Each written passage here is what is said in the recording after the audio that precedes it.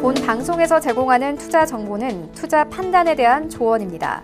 투자 판단 및 결과에 대한 책임은 투자자 본인에게 있음을 알려드립니다.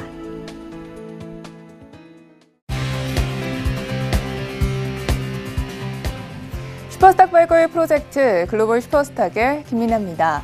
장단기 금리가 역전되면서 미국 경제에 대한 우려가 커지고 있습니다.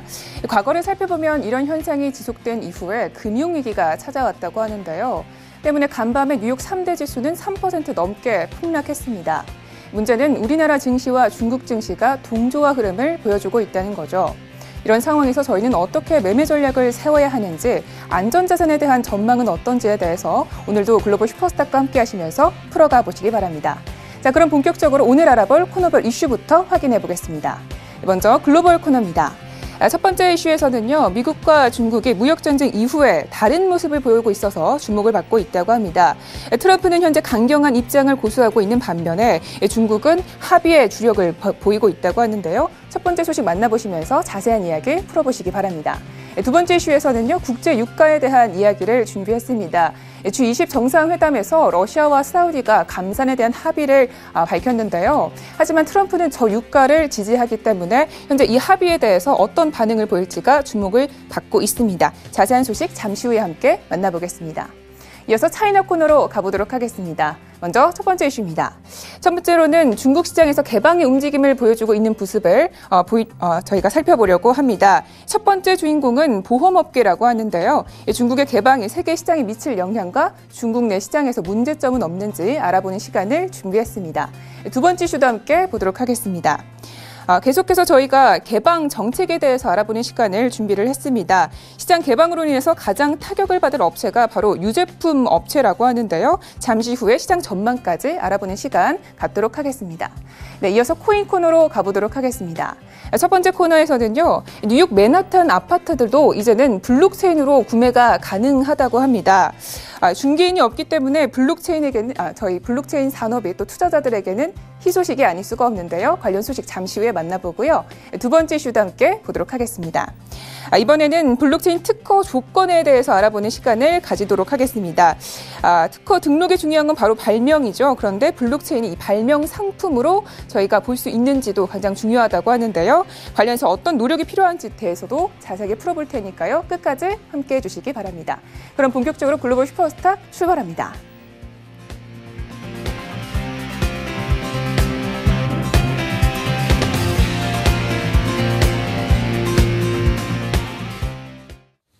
네, 먼저 글로벌 코너 출발해 보도록 하겠습니다. 먼저 저희는요, 오늘 함께할 분부터 소개를 해드리도록 하겠습니다. 오늘은요, 김동우 대표님과 함께합니다. 네, 멘토님 안녕하세요. 네, 안녕하세요. 김동우입니다. 네, 반갑습니다. 네, 반갑습니다. 네, 먼저 첫 번째 이슈부터 알아보도록 하겠습니다. 미중 간 무역전쟁이 90일간의 휴전에 들어가면서요, 안도감을 채 누리기도 못한 채 양국의 힘겨루기가 현재 시장을 흔들고 있습니다. 관련 소식 자세하게 풀어볼까요? 네네. 지금, 미국과 중국의 협상 휴전에 좀 많은 호재에 대한 기대감도, 잠시나마 좀 부풀었기도 했었는데요. 지금 무역 전쟁을 이제 잠시 멈추기로 한 이제 미국과 중국의 어떤 대응 방안은 좀 이견이 있다 할 정도로 조금 이제 냉랭한 반응을 보이다 보니까 지금 이런 뉴스가 나왔는데요. 자, 미국이 향후 협상에서 이제 기술의 어떤 도둑질이라고 표현할 만큼 이런 이제 중국의 불공정한 관행을 구조적으로 해결하겠다는 그런 강경한 그런 입장을 내비쳤고요. 또 중국은 정상회담 합의 이행을 먼저 강조를 하고 무역 불균형 해소가 먼저다라는 그런 의견을 내고 있습니다. 하지만 도널드 트럼프 대통령은 이제 자신의 또 트윗을 통해서 자기가 어떻게 만약에 중국이 이러한 합의 내용을 그리고 미국이 원하는 그런 내용을 이행하지 않는다면 자기는 관세맨으로 다시 한번 변할 수도 있다라는 그런 또 강경한 그런 내용을 올렸었고요. 해서 지금 백악관 자체에서 당일부터 협상이 진행되는 이제 90일 동안에 2천억 달러 규모의 기존에 고수했던 그 부분에 중국 제품에 대한 관세율을 내년부터 10%에서 25%로 인상하기로 한 이제 계획을 보류한 그런 내용인데요. 지금 당시에 백악관은 중국이 상당한 양의 농산물과 그리고 에너지 그리고 공산품을 미국으로부터 사들여서 양국의 무역 불균형을 줄이기로 했다라고 이렇게 밝혔었는데요. 다른 합의 내용도 잠시 살펴보면 이제 중국 시장에 진입하는 기업에 대한 기술 이전을 강요한 것과 그리고 지식재산권 보호 그리고 사이버 침투와 절도 같은 이런 개선할 구조적 변화에 대한 협상 개시도 이제 포함이 된 부분인데요. 이제 중국 관영통신 신화통신에 따르면 중국 국가발전개혁위원회는 지식재산권을 상습적으로 침해하거나 또 특허 출원을 할 때 허위 서류를 내는 기업은 개인에 대한 처벌을 강화하기로 했다는 또 발표도 있었고요.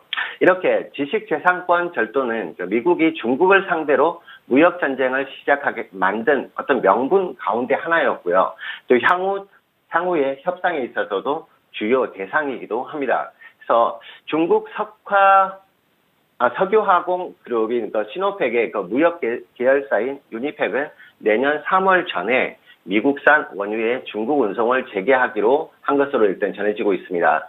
자, 또 로이터 통신에 따르면 소식통들은 미국과 중국의 무역 협상 시한이 끝나는 3월 1일 이전에 미국 석유를 수입하는 방안을 검토하고도 있다라고 밝혔습니다. 자, 이런 뉴스들이 현재 미국과 중국 무역 전쟁에 있어서의 미국이 합의를 위한 노력은 하고 있고 또 합의의 의사도 충분히 있지만 어떠한 또 양보나 기존 입장 철회 등은 하지 않을 거라는 그런 강경한 입장을 보이고 있고 또 미국 입장을 그대로 고수하겠다는 강한 의지를 내포하고 있다고 볼 수가 있겠고요. 또 중국은 그게 반해서 좀 더 호의적인 내용으로 해서 합의를 돌출시키고자 하는 그런 의견을 제시를 하고 있지만 미국에서의 한 발자국도 이제 물러서는 그런 모습이 보이지 않기 때문에 향후에 어떤 변화에 관심을 두고 또 이 부분에 대한 뉴스들에 좀 더 관심을 두고 향후 투자자들의 개인 전략에 참고를 해서 대응을 해야 하겠습니다. 네, 알겠습니다. 계속해서 두 번째 이슈도 함께 보도록 하겠습니다. 국제 유가에 대한 이야기인데요. 당장 내일 오펙 정례행 회의가 예정되어 있지만 정작 유가의 향방은 이 트럼프 대통령과 푸틴 대통령에게 달려있는 것 같습니다. 현재 유가의 방향 그리고 앞으로의 전망에 대해서 제시를 해주신다면요. 네. 지금 유가 자체가 워낙에 지금 상승과 하락의 변동폭 그리고 더군다나 하락의 강한 압력을 받은 상태에서 요 며칠 사이에 단기적인 반등도 나오기도 했습니다. 하지만 러시아와 사우디의 양자회담세의 감산 논의가 있었고요. 그리고 또 가격대로 따지자면 두 달 사이에 32%가 급락하는 그런 상황이기 때문에 유가 안정을 목표로 한 그런 움직임들이 지금 발빠르게 움직여지고 있고요. 그리고 미국의 저유가 정책의 극복 여부가 관건이 아닐까 이렇게 생각이 되어집니다.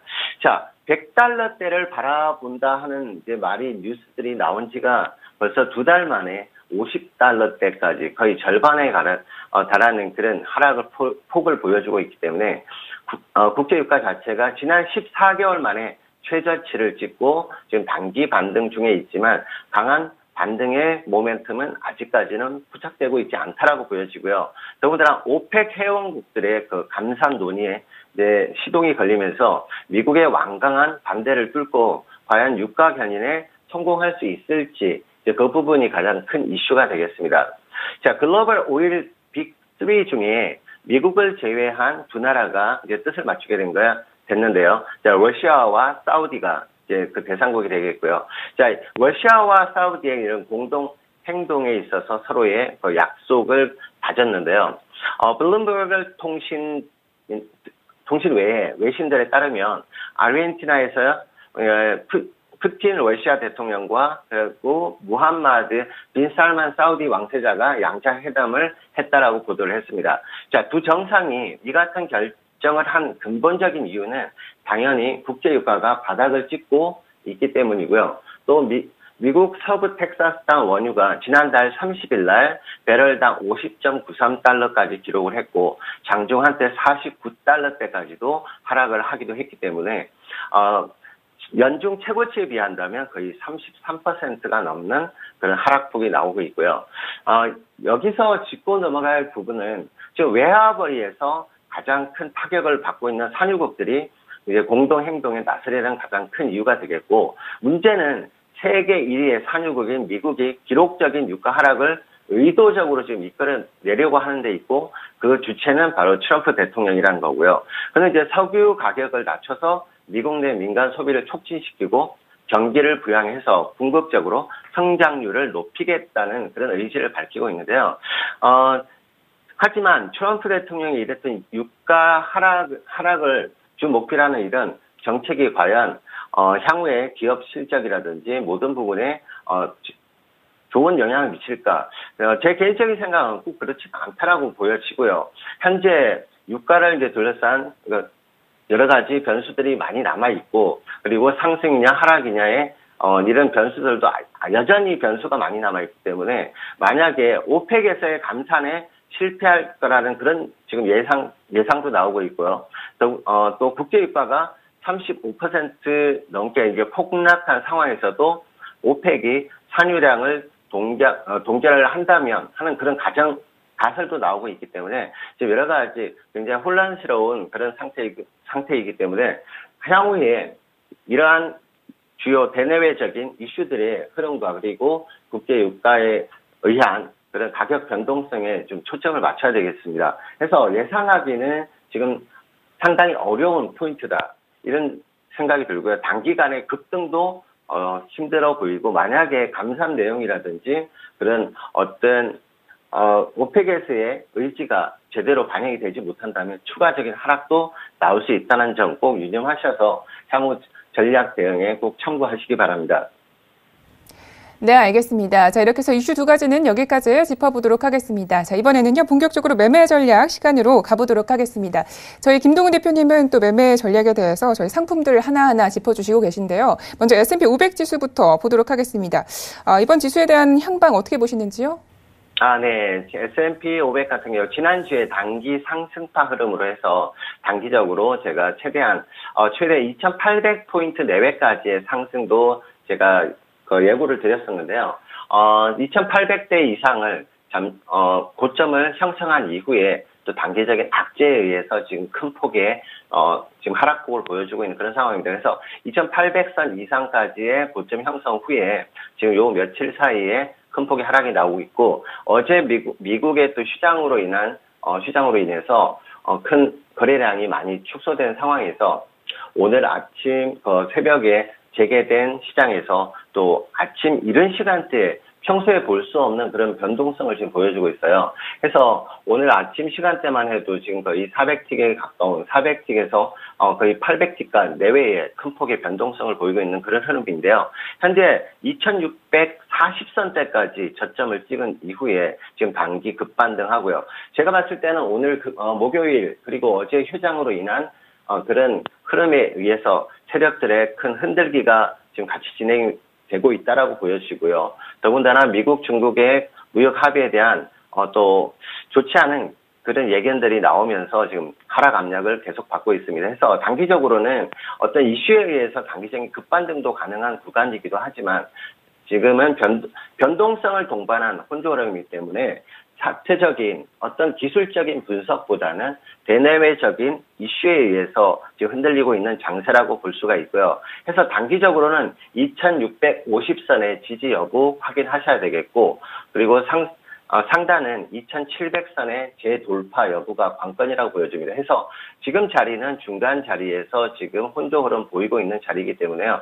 여러분들 변동성에 대비한 전략 꼭 필요하겠고, 손절 라인 정하시는 건 꼭 원칙 정하시고, 지금 상단과 하단 내외에서의 흐름 분석한 이후에 흐름에서 상승에 돌아서는 정확한 신호라든지 하락에서의 정확한 신호가 나오기 전까지는 장중 단기 대응으로만 대응하셔야 하겠습니다.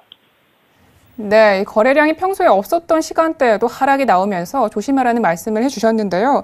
현재 나스닥도 좀 비슷한 흐름을 이어가고 있는 것 같은데요. 네, 나스닥도 지금 마찬가지 똑같은 흐름을 보여주고 있는데요. 지금 지난주에 지금 단기 상승파 구간으로 해서 제가 1차적으로 7,000대와 7,030선대의 돌파 시 7,100 내외까지의 단기 반등 가능성 예고한 대로 7,140선대까지 상승을 했었는데요. 이후에 또 이런 악재들로 인해서 지금 단기적으로 또 폭락이 나오고 있는 상태이기 때문에 지금 6,640선대까지 이탈이 되고 있는 모습이고, 더군다나 6,640선대까지 저점 찍은 이후에 또 급반등 시키면서 지금 S&P와 거의 유사한 그런 흐름을 보여주고 있는 구간이고요. 해서 나스닥도 마찬가지로 지금 상승과 하락의 어떤 기술적인 분석보다는 이슈에 의한 변동성을 동반한 그런 유동성 구간이기 때문에 상당히 대응하기 어려우실 거라고 좀 판단이 되는데요. 이제 상단은 6,840선대를 강하게 돌파하는, 그리고 상승으로의 흐름이 전환되는 모습이 아니라면 단기적으로 상승 또한 어려워 보이고요. 이제 하단은 6,640선대의 제2탈 시 6,550선대까지도 다시 한번 저점을 확인하는 모습이 나올 수 있는 구간이라고 보여집니다. 해서 기술적인 분석보다는 유동성 장세, 변동성 장세가 심하기 때문에 여러분들 단기적인 추세보다는 단기적인 대응 전략으로 해서 손절 라인 꼭 잡으시고 대응하셔야 될 것 같습니다. 네, 알겠습니다. 확실한 조정이 끝날 때까지 기다려야겠습니다. 자, 이어서 골드 지수에 대해서도 보도록 하겠습니다. 현재 반등이 좀 나와주고 있는 것 같습니다. 어떻게 보시는지요? 네. 골드 같은 경우는 지난주에 달러 인덱스의 단기 조정과 그리고 미국 지수 선물의 단기 급락 조정세가 일어나면서 지난주에도 말씀드렸다시피 1230선대의 돌파만 나와준다면 1245선에서 50선대까지도 가능하다고 말씀을 드렸는데요. 지금 1250선에 살짝 못 미치게 1247선대까지 고점 형성 후에 지금 단기적인 혼조를 보이고 있고요. 그래서 단기적으로 봤을 때 골드 같은 경우도 미국, 중국의 그런 무역 합의 내용에 관한 뉴스들이 나올 때마다 변동성은 지금 같이 동반될 것으로 보여지고요. 하지만 지금 골드 같은 경우는 단기적인 상승의 흐름, 상반 경직이 여전히 유지되고 있다는 점 꼭 유념하시고, 하단으로서는 1235선대에서 1230선대의 지지만 다시 한번 이루어진다면 추가적인 상승 1250선대의 저항 여부 확인하신다면, 만약에 1250선대만 돌파가 된다면 1265선대까지도 추가적인 상승은 가능하겠고요.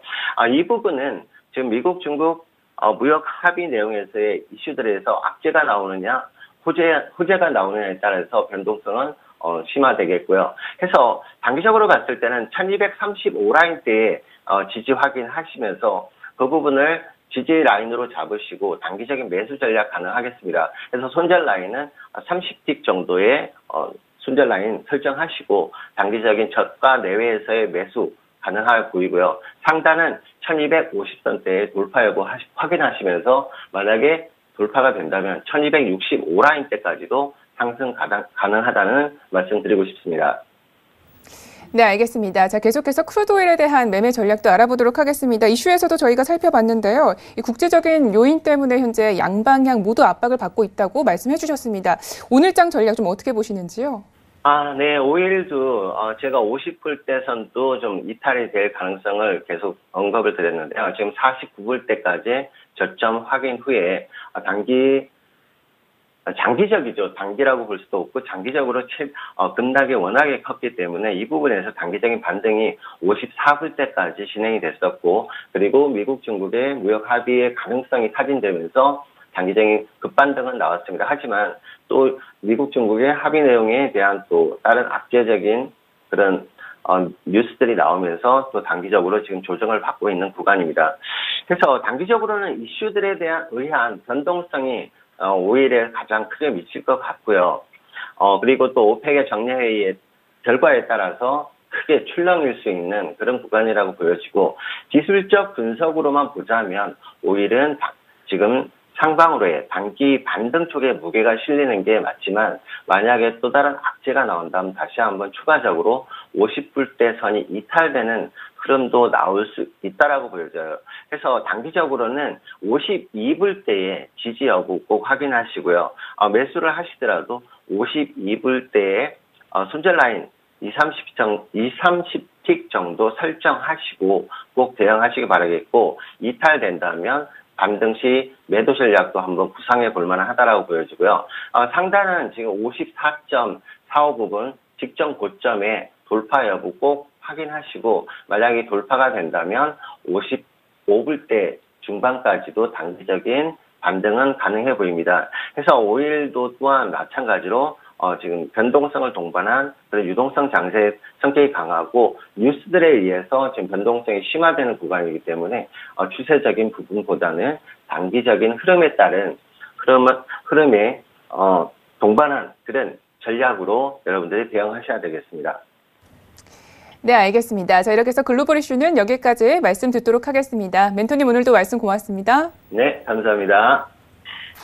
네, 참고로 본 방송에서 제공하고 있는 정보는 투자 판단에 대한 조언일 뿐 주식의 가치나 수익률을 보장하고 있지 않습니다. 저희 서영지TV는 자본시장법을 준수하여 1:1 투자 상담, 유사수 신행에 무인가 영업행위, 불법 대여의 정보 및 가입 권유 등 모든 불법 사항들 엄중하게 금지하고 있습니다.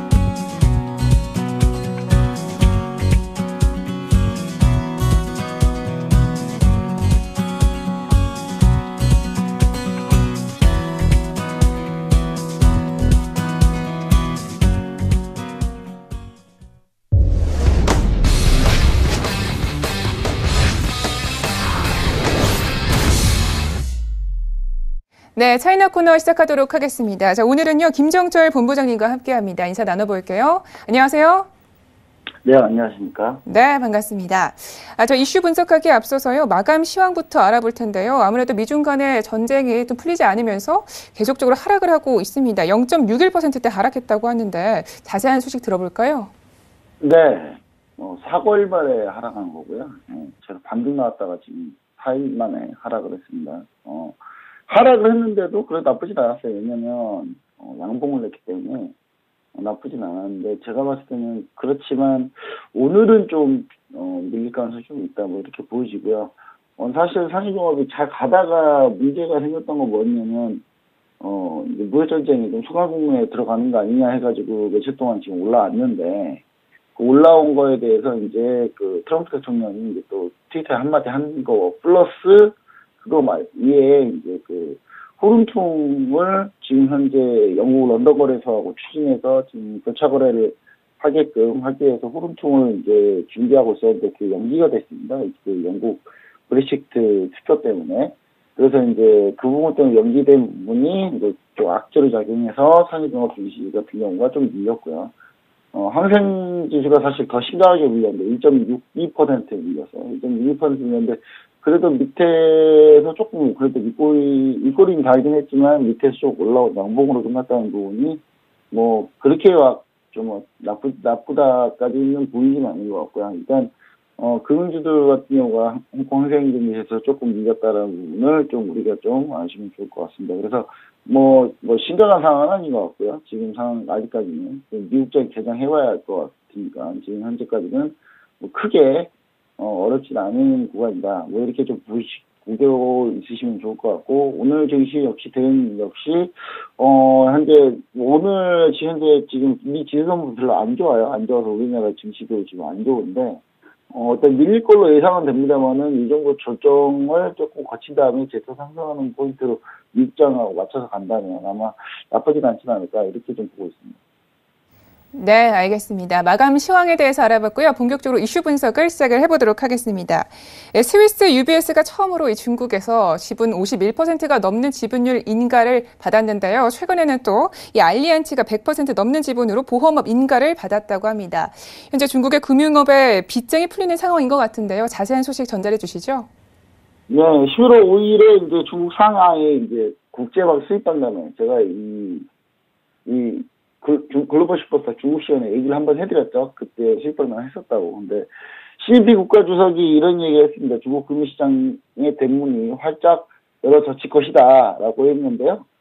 실제로 그 뒤로 이제 금융 개방이 추가적으로 좀 더 이루어진 모습을 보여주고 있습니다. 금융시장 개방은 이제 중국하고 무역 갈등을 겪고 있죠. 미국 같은 경우가 미국 도널드 트럼프 미국 대통령이 중국에게 주기차게 요구해온 사항이 이제 금융 개방인데, 금융시장 개방인데, 여기서 이제, 몇 개 분야를 현재 개방을 한 상태다. 뭐 이렇게 보시면 좋을 것 같습니다. 사실, 이 글로벌 슈퍼스타 중국 시간에 거의 맨 처음 소개시켜드렸던 이슈가 바로 이 이슈였는데요.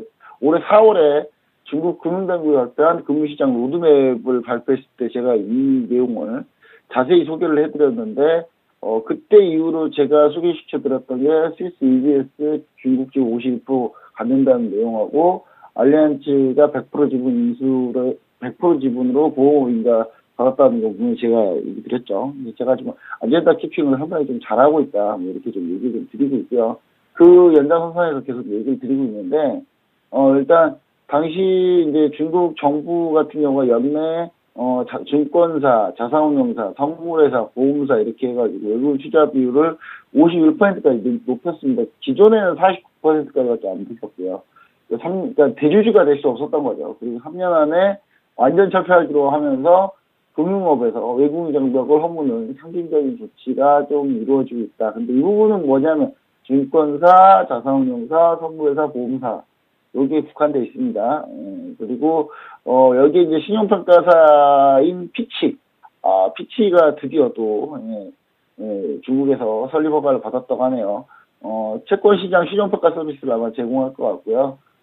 피치는 그렇게 우리나라에서 뭐 좀 많이 좀 해보라 때는 하지도 않고 중국에 하라니까 바로바로 하네요. 시장이 커서 그런지.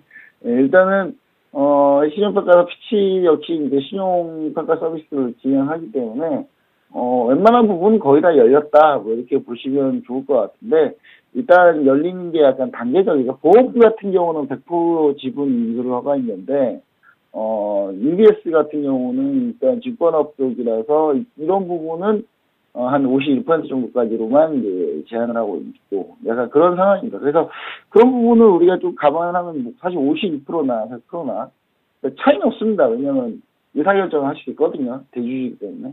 그럼 이제 일대주주가 되는 거기 때문에. 그래서 그래도 이제 완전히 100% 지분으로 나오느냐 안 나오냐도 차이도 있기 때문에 이 부분이 언제쯤 조금씩 풀릴지 한번 이 부분도 한번 지켜보시면 좋을 것 같습니다. 네, 알겠습니다. 일단 이 계획에 따라서 중국이 개방을 하고 있는 것 같은데요. 문제가 없을까 궁금합니다. 사실 중국이 미국 등과 같은 금융 강자들에게 이길 가능성이 좀 적어 보이는데요. 네. 그래서 중국이 이제 외환시장 개방 안 할 거야. 외환시장 개방 안 할 건데, 중국은 이런 생각을 가지고 있을 겁니다. 외환시장만 개방 안 하면, 중국이 버틸 수 있다라고 생각하는 것 같아요. 외환시장 개방과 동시에 중국은 위안화가 공격당할 거기 때문에 아마 그거를 우려하는 것 같고요. 중국의 금융 개방은 이제 주로 지금 보시면은 뭐 좀 눈치 있으신 분들은 아셨을 거예요. 스위스 UBS, 독일 알리안츠, 피치도 유럽 신용평가사죠. 한마디로 유럽 자본에만 현재 오픈을 했다 이렇게 보시면 좋을 것 같습니다. 미국하고 지금 싸우고 있어서 미국은 기분 나빠서 안 해주고 있는 거예요 지금. 미국 자본에는 시가가 나지가 않고 있어요. 실제로 골드만사스가 이런 얘기를 했어요. 중국은 솔직히 시장 정책 잘 못 믿어서 우리는 신청 안 했다라고 하는데 사실 신청 안 한 게 아니라 중국이 안 받아준 거거든요. 중국이 안 받아준 건데, 골드만사스는. 일단, 그런 상황입니다. 이제 유럽 쪽에 좀 초점이 맞춰져 있고요. 근데 조만간에 이제 미국 자본하고 헤지펀드들도 진출할 것으로 좀 보입니다. 왜냐면 요즘에, 헤지펀드들이나 이런 애들이 일단은 꼭 어느 나라 자본이라고 딱 정해져 있지는 않거든요. 미국 자본이나 유럽 자본이나 섞인 자본들이 워낙 많기 때문에. 그래서 중국의 시장 개방 조치로 향후 이제 생명보험, 증권, 자산운용, 은행업까지는 과연 열지는 모르겠습니다만은 일단 은행업까지 한다고 치면은 약 45조 달러, 우리나라 돈으로는 5경 원이에요. 5경 원, 5경 원이고요. 경원이 사람 이름은 아니고요. 숫자 5의 경원, 조 다음에 경이죠. 5경 원 정도 됩니다. 시장이 엄청나게 크죠. 그래서 중국 금융산업이 점점 개방을 하고 있는데 중국 자산운용 시장에서 이제 외국계 기업의 시장 점유율이 2030년까지 4% 정도까지 증가하는 게 목표인데요. 4%는 너무 조그마하지 않습니까? 그래서 제가 볼 때 이거보다는 넘을 것 같고요. 2020년 내로도 잘하면 넘을 수 있다라고 좀 보여지는데 외국계 기업이 운영하는 자산관리 규모가 2조 8천억 달러인데 현재는 이제 골드만삭스가 아직 중국에 진출 계획이 없는 상태인데 없는 상태라기보다는 안 받아주고 있는 상태죠. 일단은 장기적으로는 중국의 금융 경쟁력을 올리는 계기가 될 거다라고 저는 좀 생각을 합니다. 왜냐하면 중국은 외환시장만 안 열면 문제가 없어요. 문제는 없기 때문에 외환시장을 여는 순간 이제 문제가 생기죠. 근데 제가 볼 때 그 외환시장을 제외하고는 아마 열어서 좀 경쟁력을 좀 갖추려고 하지 않을까. 그리고 현재 이미 중국의 은행들이 이 경쟁력을 막 갖추고 있죠. 뭐 중국의 4대 은행도 보시면 아시겠지만 전 세계 은행 순위 다 10여 에 드는 은행들이에요. 그러니까 규모 자체는 사실 중국의 은행들이 엄청나게 큽니다. 중국의 그 금융사들이. 근데 지금 제가 봤을 때 이제 중국 내에서만 영업을 했기 때문에 경쟁력이 얼마나 뛰어나느냐에 대한 차이인데 제가 봤을 때는 중국이 이제 우리나라 같은 이제 금융 선진국을 좋아한다고 하는데 제가 봤을 때 중국이 더 잘하는 것 같아요. 우리나라는 우물한 개구리들이죠. 우물한 개구리. 우리나라 증권 쪽 되게 멋있게 다들 보이시는데 전 세계 거의 꼴등입니다. 금융 쪽은. 전 세계 금융 꼴등이고 이런 거 금융 증권 쪽은 전 세계 최하위 수준이니까요. 우리나라가. 그 부분은 우리가 좀 뼈저리게 반성해서 중국하고 좀 중국의 좀 선망의 대상이 될 수 있도록 많은 노력이 좀 필요할 것 같네요. 네, 알겠습니다. 자, 계속해서 두 번째 이슈도 함께 이야기를 나눠보겠습니다. 중국이요, 금융만 개방하는 것이 아니라 분유 시장도 역시 개방을 하고 있는데요. 최근에는 밀려드는 수입산으로 인해서 중국 내 분유업계가 불안해하고 있다고 합니다. 자세한 소식 들려주시죠. 네, 이제 중국이 서서히 개방을 하고 있는데 분유 시장은 이미 옛날에 개방했었어요. 그러니까 개방을 했었는데 중국의 비관세 장벽이 좀 셌습니다. 비관세 장벽 때문에 좀 뭔가 좀 크게 분유 시장을 확 잡으려고 하면은 그 나라를 또 공격하는 중국이 그런 형태로 좀 비관세 장벽을 높여왔는데 중국 분유 시장은 예전에 어느 때가 개방이 됐냐면요. 중국 멜라민 분유로 이제 영유아가 한번 사망한 적이 있었어요. 그때 이제 그것 때문에 이제 멜라민 분유 파동이 일어나면서 중국 소비자들이 철저하게 중국 분유 제품, 유제품을 하나도 안 사게 됩니다. 그러면서 이제 그때 이제 우리나라부터 해가지고 전 세계 그 분유 유제품 회사들이 대거 진출을 했었는데 그때 이제 우리나라가 한때 이제 꽤 많이 했었죠. 꽤 많이 했었는데 일단 그때 중국이 또 갑자기 견제하는 바람에 잘 못했었고요. 중국 당국하고 업계 같은 경우가 이제 대대적인 그때 구조조정을 진행해서 그때 불량 기업이나 좀 작으면서 영세한 기업들을 다 퇴출시키고요. 거대 기업 만드는 데 집중을 했습니다. 그로 인해서 지금 중국 몽유와 이리시럽이라는 대표적인 거대 기업들이 지금 탄생을 했죠. 중국 조제분유 수입량이 29만 5,900만 톤인데 현재 이제 33.7% 급증했고요. 수입액도 32.3% 급증해서 39억 8천만 달러. 엄청나게 큰 시장, 전 세계 2위 시장이고요. 1위는 인도죠. 인도가 워낙 인구가 최근에 빠르게 증가하고 있어서 네덜란드, 뉴질랜드, 프랑스가 대중 조제분유 수출 주요 국가인데 원래는 우리나라가 꽤 많았거든요. 근데 우리나라 메일유업 등 진출했는데 그때 이제 우리나라 제품이 너무 잘 팔립니다. 중국이 또 사드 관련해서 또 해가지고 우리나라 기업을 거의 퇴출시킨 그런 상황입니다. 그래서 지금도 이제 우리나라 유제품에 약간 있긴 있다고 하는데요. 중국이 약간 우리나라 유제품 계속 억지로 좀 의도적으로 견제를 하고 있지 않나 이런 상황이고 현재는 시장적으로 그렇게 높지는 않습니다. 네, 알겠습니다. 최근에는 산화 제한 철폐로 인해서 중국의 분유 시장에 관심이 더욱더 커지고 있다고 하는데요. 이번에 현황에 대해서 자세히 설명을 해주셨는데 저희 시간 관계상 전망에 대해서 간략하게 소개를 들어보도록 하겠습니다. 네, 사실은 이제 중국 영유아 시장이 한 2위, 전 세계 2위 정도 되는데 연평균 16%씩 오르고 있어요. 그래서 산화 제한 정책이 철폐되고 이게 완화되면서 계속 성장이 지속되고 있는데 금융하고 좀 마찬가지래요. 이게 오히려 중국 분유업계 좀 경쟁력을 좀 높일 수 있다. 이렇게 얘기 드리고 오히려 지금 중국 모유와 지금 이리시럽 같은 경우는 세계로 진출하려고 지금 해외로 진출 중이거든요. 그래서 동남아시아 많이 진출하고 있고요. 이리시럽은 동남아시아 이제 촌타나 태국의 이제 기업을 인수하면서 진출했고 모유 역시 뉴질랜드하고 인도네시아에 공장 설립해서 지금 동남아 시장 공략하고 있으니까요. 이런 부분이 오히려 저는 경쟁력 높이는 좋은 계기다. 저는 이렇게 보고 있습니다. 알겠습니다. 자, 이렇게 해서 이슈는 여기까지 들어보도록 하겠습니다. 자, 계속해서 기업 분석 시간으로 가볼 텐데요. 오늘 저희가 소개해 주실 종목 어떤 기업인가요?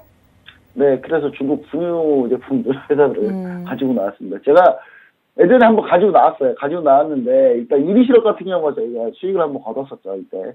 수익을 한번 거뒀었고, 그 뒤로 빠져서 제가 이제 다시 본전, 나머지는 이제 매수까지 청산했는데, 이리시럽 같은 경우는 아직 접근은 좀 불가능하다고 봐요. 왜냐면, 지금 현재 24.800 라인을 위에 안착을 해야 접근할 수 있다라고 좀 보는데, 저는 아직 안착을 못했기 때문에 아직 접근할 시기는 약간 이른 단계고요. 그리고 완전하게 조금, 좀 더 안정적인 트레이딩 하고 싶으신 분이라면은 27년까지는 그래도 조금, 가보는 게 맞지 않나. 예, 이게 상해에 상장되어 있는 종목인데요. 일단, 그래서 27년까지 안착한 다음에 우리가 좀 보는 게 낫지 않냐라고 좀 생각이 들고요. 그래서 이제 접근할 때는 예를 들어 접근하시면 이렇게 분할로 접근하신다든지 그런 식으로 진행하시면은 차라리 좀 낫다.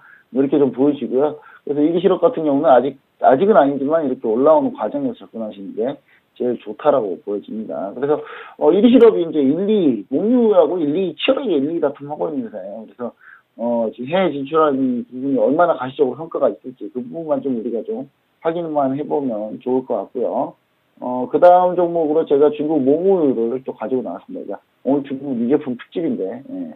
일단 중국 모유 역시 마찬가지로, 수익을 크게 거뒀던 그런 종목입니다.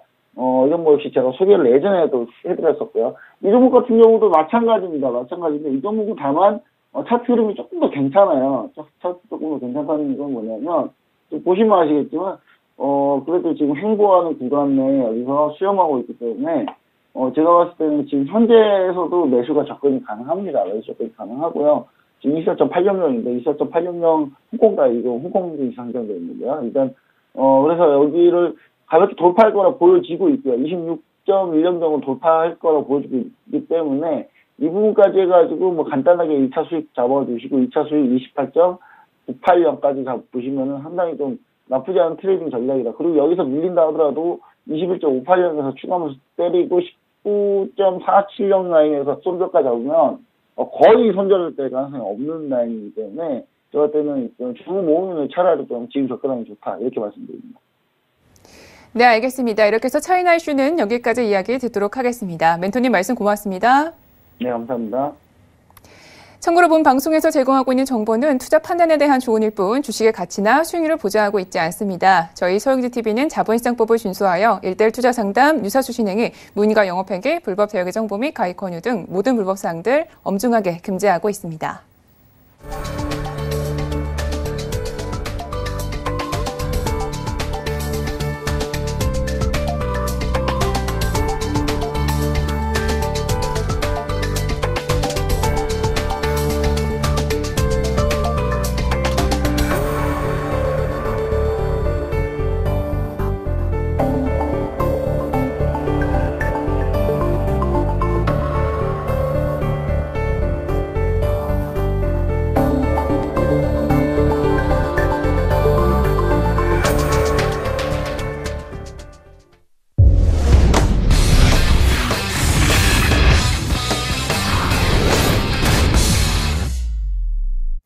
네, 코인 코너 시작하도록 하겠습니다. 저희 이슈 알아보기에 앞서서요, 코인 시세부터 확인하고 가도록 하겠습니다. 코인 마켓캡 기준으로 알려드립니다. 현재 전반적으로 모두 하락세를 나타내고 있는데요. 4,000달러, 즉 주요 지지 수준 이하로 떨어지면서 일부 분석가들은 비트코인이 3,000달러 중반까지 하락할 수 있다고 전망을 했었는데요. 실제로 3,700달러까지 하락을 했습니다. 현재는 4.97%대 하락하면서 3,758달러에서 거래 중입니다.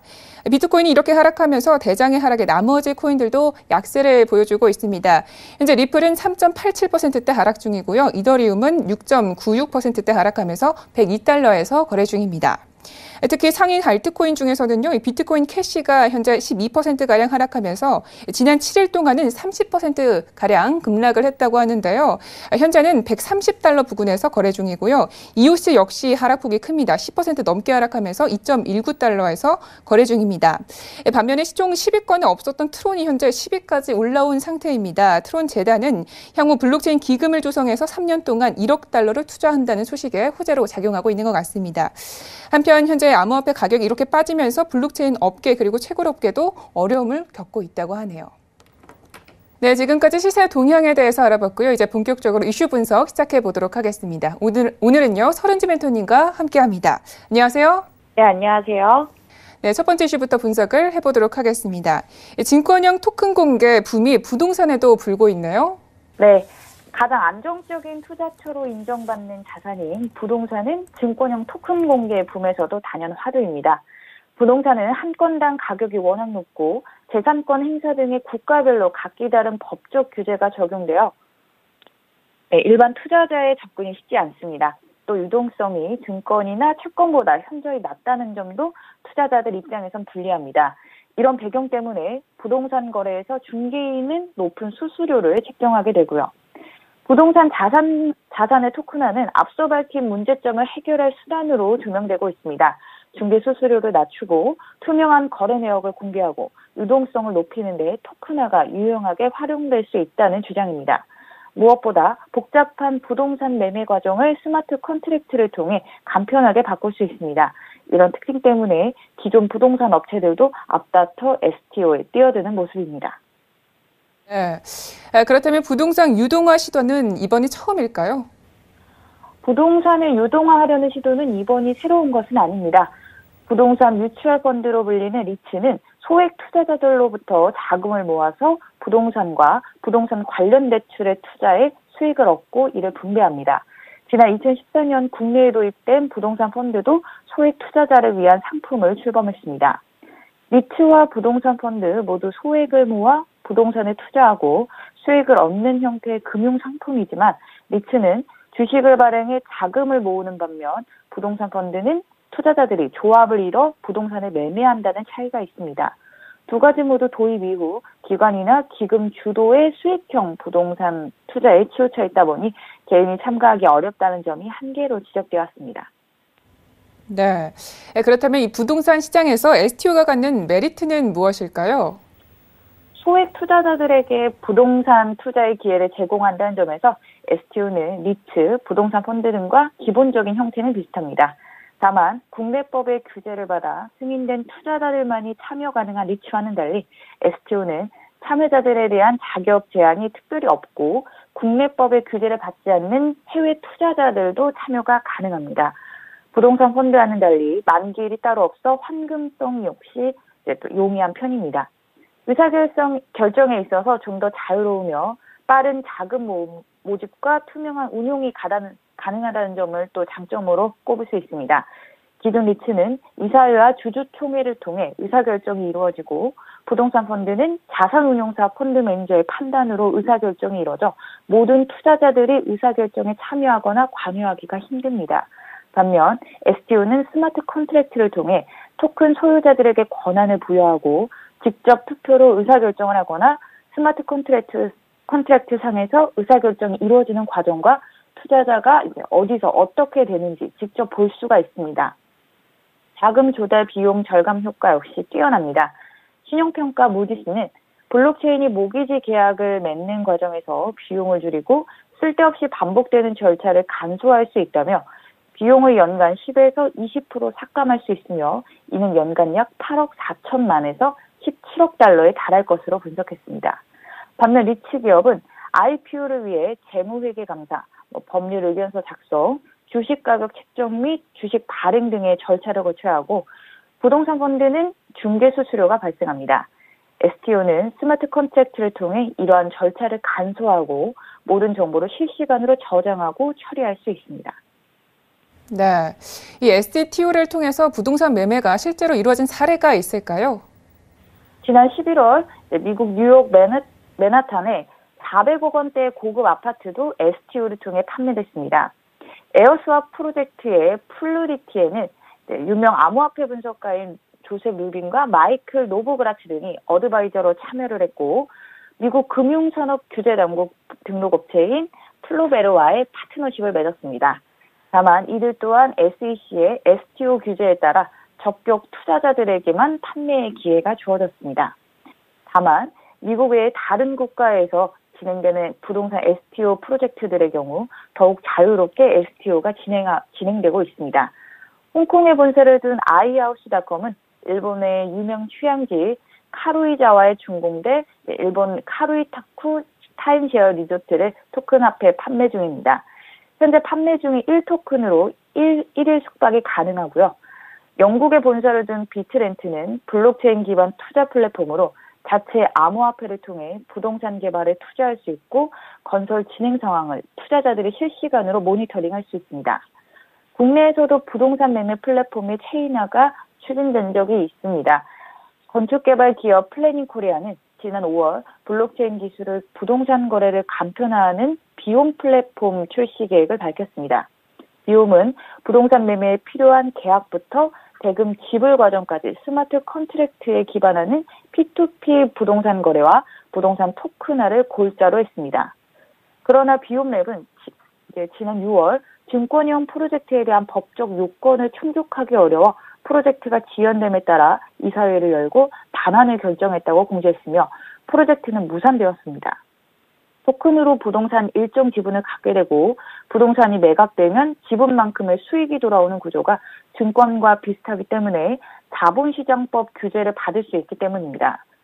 증권형 토큰에 대한 규정이 미비한 국내 사정상 국내 프로젝트들은 아직 부동산의 토큰화를 시도하기 어려운 상황이긴 합니다. 네, 알겠습니다. 자, 계속해서 다음 이슈도 함께 풀어보도록 하겠습니다.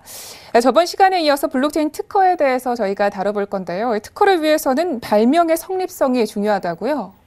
네, 특허를 받을 수 있는 발명의 영역은 이제 각국 법으로 정해져 있습니다. 우리나라는 특허법 제2조 1항에 자연법칙을 이용한 기술적 사상의 창작으로서 고도한 것을 발명이라고 정의합니다. 즉, 인간의 행위나 인위적 결정은 자연법칙을 이용한 것이 아니라 특허법상 발명에 해당하지 않습니다. 발명의 성립성에 대한 문제는 미국에서 많은 논의가 있었고 특히 소프트웨어 특허에 대한 발명의 성립성의 문제가 많이 논의되었습니다. 미국 특허법 101조는 특허를 받을 수 있는 발명이 무엇인지를 정의합니다. 미국에서 많은 판례를 통해 특허의 대상의 발명으로 성립될 수 있는 기준이 무엇인가에 대한 논의가 계속 진행되었습니다. 2014년 미국 연방대법원 앨리스의 판결은 기존의 메이오 판결에서 특허 적격 심사에 도입하는 테스트를 컴퓨터 소프트웨어까지 확장하였고 앨리스 판결 이후 많은 수의 소프트웨어 특허들이 발명의 성립성 위반을 이유로 무효화되기도 하였습니다. 그만큼 발명 기준에 적격이 돼야 함이 중요합니다. 네, 그렇다면 발명으로 성립되기 위한 요건은 어떤 것들이 있을까요? 첫 번째, 추상적 아이디어가 아니면 됩니다. 정확한 정의가 없어서 표현하기는 어려우나 추상적 아이디어는 경제 법칙과 수학적 공식과 같은 사회적인 합의를 기초로 한 정의 및 개념을 기준으로 한 아이디어입니다. 예를 들어 블록체인 특허에 관련된 것이라면 토큰을 분배 및 획득하는 과정에서 이제 관련된 아이디어나 가상화폐의 가치를 유지하기 위한 경제 법칙과 수학적 이론 등 추상적 아이디어에 해당할 가능성이 높습니다. 이뿐만 아니라 넓게는 추상적 아이디어는 종래의 상업적인 활동을 온라인상에서 서버의 동작으로 표현하는 경우 종래의 상업적인 행위를 온라인상에 구현하기 위한 아이디어도 포함할 수 있습니다. 블록체인 특허의 한정을 해보면 블록체인 자체에 관한 특허들은 추상적 아이디어가 아니라고 판단될 확률이 높습니다. 하지만 블록체인 기반으로 한 비즈니스 모델들은 추상적인 아이디어에 해당한다고 판단될 확률이 높습니다. 따라서 테스트를 통과하기 위해서는 최대한 블록체인 그 자체에 대한 특허를 표현해야 합니다. 물론 비즈니스 모델을 청구하기 위해서는 비즈니스 모델에 관한 용어들이 안 들어갈 수는 없지만 청구항상의 블록체인, 블록, 노드와 같은 명확한 주체들의 인터랙션, 발명에 필수적으로 사용되어야 하는 블록체인 아키텍처에 대한 표현이 들어가고 비즈니스 모델과 관련된 용어는 그 안에 트랜잭션으로 최대한 녹여내는 방식을 사용하여야 합니다. 두 번째, 만약 추상적인 아이디어인 경우엔 상당히 더 많은 추가 구성 요소를 포함하면 가능합니다. 상당히 더 많은 추가 구성 요소에 대한 정확한 정의도 쉽지는 않습니다. 기존의 심사 결과 기준을 유추해보면 기술 분야에서 효과의 개선이 이루어지거나 자체 성능 향상이 이루어지거나 기술 분야에서 특별한 구성 요소인 경우입니다. 간단하게 말하면 상당히 더 많은 추가 구성 요소가 존재하는지에 대한 여부에 대한 판단은 이제 기술적으로 특별한 요소가 존재하는지에 대한 판단입니다. 따라서 테스트를 통과하기 위해서는 단순히 블록체인상의 동작 절차를 나타내는 것을 넘어서서 기존의 블록체인상의 동작이 기존의 프로세스를 넘어서는 효과의 향상이 있거나 성능의 향상을 이룰 수 있는 동작상의 특징이 포함되거나 새로운 동작이 표현돼야 합니다. 프로세스의 차별화 문제와 유사한데 블록체인상에서 일어나는 동작에 대한 구체적인 기술이 필요합니다. 이전의 예시와 같이 앱에서 수집된 개인 데이터에 대해 수집하고 판매 추적을 하여 개인에게 데이터의 이용에 따른 보상을 지급하는 블록체인 서비스라면 블록체인에 올라간 스마트 컨트랙트를 기반으로 수집된 개인의 정보가 블록체인과는 어떤 관계를 지니고 처리되는지, 개인정보의 거래는 블록체인상에서 어떻게 수행되는지, 보상은 블록체인상에서 어떻게 발생하는지와 같은 블록과 관련된 구체적인 트랜잭션이 블록체인 특허에 명시되고 청구되어야 합니다. 네, 오늘의 코인 이야기 여기까지 듣도록 하겠습니다. 멘토님 오늘도 말씀 고맙습니다. 네, 감사합니다. 네, 오늘 저희가 준비한 소식은 여기까지입니다. 참고로 본 방송에서 제공하고 있는 정보는 투자 판단에 대한 조언일 뿐 주식의 가치나 수익률을 보장하고 있지 않습니다. 저희 서영지TV는 자본시장법을 준수하여 1:1 투자 상담, 유사수 신행위, 문과 영업행위, 불법 대여계 정보 및 가입 권유 등 모든 불법 사항들 엄중하게 금지하고 있습니다. 네, 오늘도 저희 시청자분들 성공적인 투자 판단하시고요. 저희는 내일 이 시간 찾아뵙겠습니다. 함께해 주신 여러분 고맙습니다.